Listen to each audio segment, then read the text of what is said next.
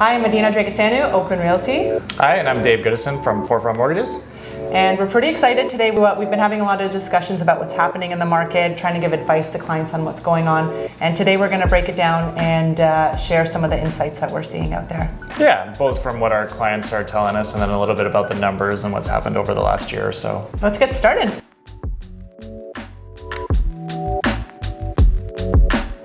It's not new news to anybody, but rates have gone crazy for the last 6-7 months. So it hasn't been a fun time for borrowers or people with variable rate mortgages.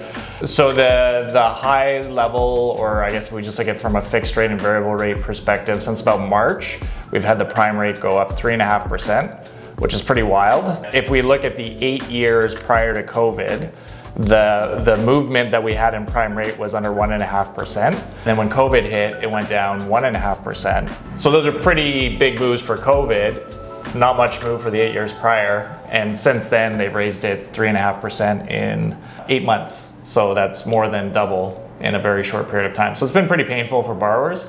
From a fixed rate perspective, we were in the low 2s, and now, you'll be lucky to get anything mid 5s, high 5s for fixed rates. Yeah. And variable about the same. Yeah, variable, you'd be looking at about 5.5%. If you're a first-time buyer, you can get a little bit cheaper from that side of things for an insured mortgage, but yeah, it's still very expensive. And they might be going up again. Yeah, and the Bank of Canada is meeting on, I think it's December 9th. So there's talk that they'll raise it again. My hope is that it's just a quarter point, that they are kind of cresting in terms of the rate increases for now. But yeah, anybody who's tried to guess what those guys are gonna do has been pretty wrong, so. So obviously if you've locked in any time, prior to the rate increases that started in March, your payments are not changed. So everything's pretty good from that perspective. You have a historical low interest rate. Budget hasn't really been impacted by that. On the fixed rate front though, about 20% of mortgages come due every year. So all those individuals are getting their renewal notices. And we're seeing very interesting strategies by the banks in terms of what they're offering. What are you seeing? We work with the banks, so we use them for about half of our mortgages. I would suggest that there's a big encouragement from banks to lock in for 5-year fixed, which is the traditional mortgage product that they offer. Our thesis is that 5 years at these high rates is too long to commit to the lender. If people do, and we're right, and interest rates come down in a couple of years, then for people to get out of those high interest rate mortgages, very expensive. Very expensive. It's what we saw when COVID hit and all the rates dropped.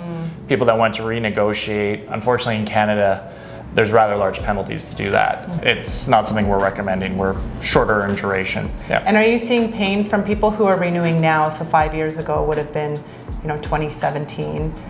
How are rates then versus now? Like, would it be about a 2% jump, or what do you think? You would have been in the 3s, probably low 3s, maybe high 2s. And so you're renewing into, something like 5.5%. It's not as big of a sticker shock as somebody who got their mortgage last year when rates were even lower, but it is still, a big change in payment. There's a few strategies you can do to help mitigate that. It's, in some cases you're not quite doubling, but it's getting close.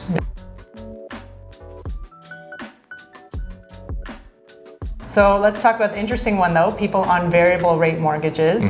What are you seeing with them right now? Variable rate has always been popular in Canada.